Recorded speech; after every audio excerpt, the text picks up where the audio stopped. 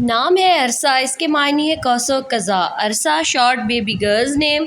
Next name है लीबा, इसके मायने है जन्नत में सबसे खूबसूरत हूर। लीबा। अगला नाम है खूबसूरत सा अशा, इसके मायने है औरत। अशा खूबसूरत सा नाम।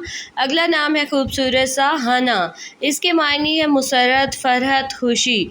हाना खूबसूरत सा नाम है। अगला नाम है आयना। आयना नाम के मायने है खूबसूरत आँखों वाली। इससे अगला नाम है खूबसूरत सा आज़ा, इसके मायने है इज़्ज़त, शोहरत, ताकत। आज़ा। अगला नाम है खूबसूरत सा रीजा। रीजा नाम के मायने है अच्छी खबर या फिर खुशखबरी।